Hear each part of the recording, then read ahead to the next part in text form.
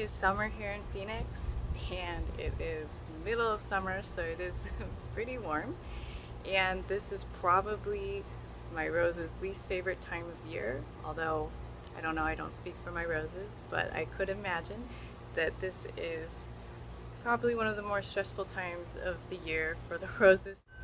And so I thought it might be a good idea to film a video just going over what I think, and in my opinion, is going to be some of the best beginner roses for a Phoenix rose garden. So again, this is just kind of my opinion and what I've observed over the years growing roses. And so I thought I would share it with you, especially if you are new to growing roses in a hot and dry climate. So with summer on our minds, we probably do want to think about getting a rose that is heat tolerant. And with this being Phoenix, hot and dry again, I don't think a lot of the moisture issues are going to come up for us. Mostly we're going to want a rose that does well through the heat of summer, that does not die on you, and probably one that's more maintenance or pest free. Now most roses will have a zone range on them, so it may specify when you pick up a rose that it's tolerant, hardy tolerant from like zone 5 to zone 9 or 10. And Phoenix is in zone 9, so technically that rose should be heat tolerant. Although I have found that some not so much, while some do great in the heat. So I don't know if the zones are the number one thing to look at when it comes to heat tolerance, but it is a very good start. So if it doesn't have, zone 9 or 10 on it, I would not purchase that rose. And as a beginner or first time rose buyer here in Phoenix, I would actually really suggest going to a local nursery to pick out a rose. If it's a good nursery, it really should only have roses that fare well here in the desert. So pretty much anything they've got growing there is an option for you, and you won't get sidetracked trying to find hardiness zones on the tag. So I think find a good nursery. There is a really good nursery close to me called Barrage. It has a lot of roses, and basically what they've got should fare well in your garden. So when you walk in the nursery looking for your first rose, you may be overwhelmed depending on the selection in the nursery by all of the different rose types, colors, fragrances, smells. There are definitely a lot of roses out there, and I do have another video called Selecting Roses for Your Garden that kind of goes into more the actual types of roses, like what's a Floribunda, what's a hybrid tea. So if you're not sure what those are and you'd like to learn more, I will have that link in the description below. But overall, I don't think we really need to worry about that.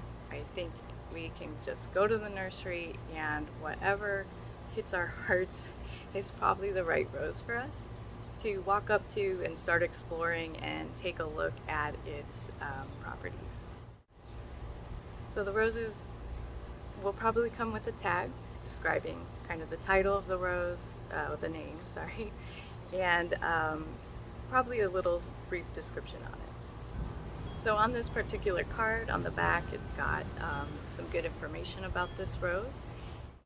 And what I think you might want to take a look at is kind of how fragrant the rose is. So in my experience, the more fragrant the rose in general, the more the bugs are attracted to it.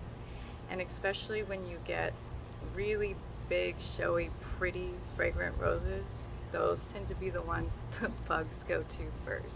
But if you are looking for a big, showy, fragrant rose and that's what you want, I would get it. Just keep in mind, you may have to keep your eyes on it for bugs, and you may have to do some additional work just to get them to bloom their biggest and brightest. There are actually also specific rose varieties or breeds that some of the breeders do for low maintenance roses, and I do think those could be a really good option for your first rose because they do tend to be kind of more bug resistant, more hardy, and friendly to a beginner rose planter. One such line is this Easy to Love by Weeks. I do have two. I have both of these in my yard. Both of these roses do very well here in my garden, and they are pest resistant and easy to grow or easy to love. So If you are a first-time rose buyer, these could be a really good addition to your yard.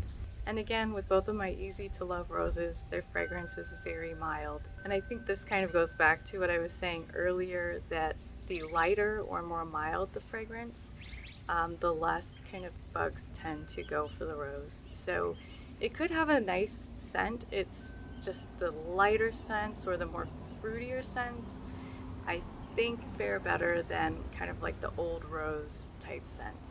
But what they're lacking in fragrance, I think they make up for in their really, really beautiful, beautiful, showy blooms. They have like perfect blooms when they bloom. So do love them. And another maintenance-free or kind of maintenance-free rose line that I do like is the drift line. I have a couple of these drift roses in my garden, and I think they do really, really well. And the description here on the back does tout that it is excellent disease resistant, drought tolerant, and self-cleaning, so you don't need to deadhead according to Drift. In fact, I don't deadhead my drift roses, that is true. But I do think that they need cleanup to look their best and to freshen them up, because they're not, I don't know, I don't think they're exactly self-cleaning. But very easy to maintain, very easy to prune. They're not a traditional rose in that they've got, you know, the traditional rose shape or fragrance.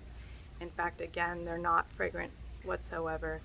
And the blooms are miniature, and some of them are double and some of them are single patterned, but they look more like just kind of like a flower rather than your traditional rose type. But it does put on a lot of clusters of blooms. They're very cute. They're very fun to grow. I have a couple of drift rose videos on my channel, and I can link those below in case you are interested. Another kind of maintenance-free type rose is the Iceberg rose. It's kind of similar to the drift rose, whereas the drift rose is more of a ground cover rose. The Iceberg rose is more of a shrub, and it is known for having their iceberg white petals or flowers. I do not personally have an Iceberg rose, but I have seen them around the valley quite a bit in different landscapes here and there. And I would venture to guess that some of those homeowners that I've seen those Iceberg roses in front of their homes, they look quite lovely, but they may actually not even know that they've got roses. So again, very low maintenance and easy to establish here in the desert. So we've kind of gone over just highlights of what you might want to look for when you're selecting your first rose. I do want to make a special mention here about David Austin roses. So David Austin, I think, is a fairly popular rose.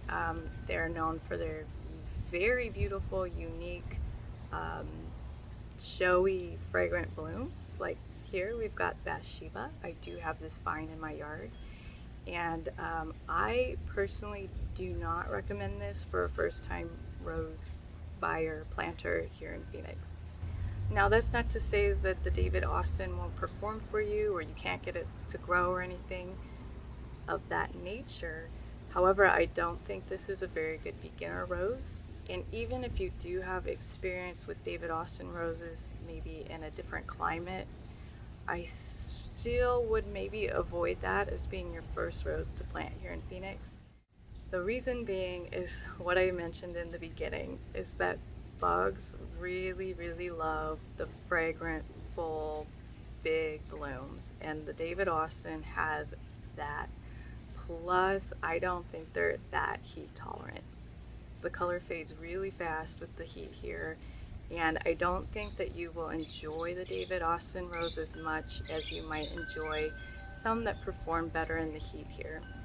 And for your first time rose, I think it's very important to love and enjoy your rose and get inspired to plant more.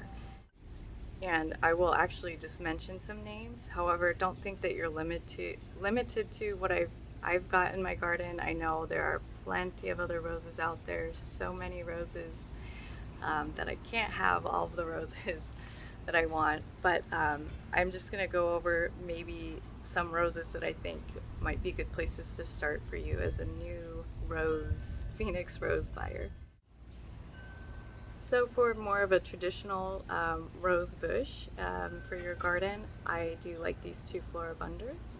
Floribundas. On my right I have Doris Day. She's a really bright yellow, beautifully performing rose, very heat tolerant, and the bugs, I've like never had an issue with bugs on her. Same thing with my ketchup and mustard. It has a beautiful shaped rose. It does very well, strikingly well here in the heat. And again, no issue with the bugs. So these two are really good Floribunda roses that I would recommend. If you like them and you see them in a nursery, I would grab them.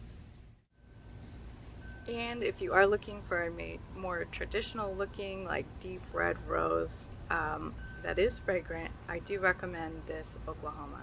This is a deep red, velvety red hybrid tea. So this is like the more traditional cut flower rose, and it is beautiful velvety red. Even though I said the fragrant roses do tend to get more buggy, I think this one actually does really well, even though it is a very fragrant rose. So if you do want fragrance, I might pick this one up.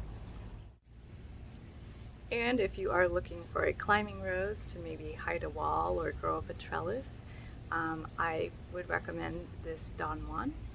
This has probably been one of the best flourishing climbing roses that I put in my yard. It takes a little bit of time for the climbing roses to kind of fill in and get established, but this one seemed to take off pretty quickly. So I do like this one. Again, those were just some suggestions that I have personal experience with here in my yard. There are a lot of roses that I'm sure do amazingly well here in Phoenix. And if you do have a rose that you think does particularly well here in Phoenix, I would like to hear about it. Leave a comment below and kind of give some other suggestions for first-time rose buyers here in Phoenix. So I hope that was very informative for you. I hope that you go out and get yourself a lovely rose. Probably not right now, it's way too hot. Please do subscribe, it really does help and I do appreciate it, and I will have more rose videos for you guys in the future.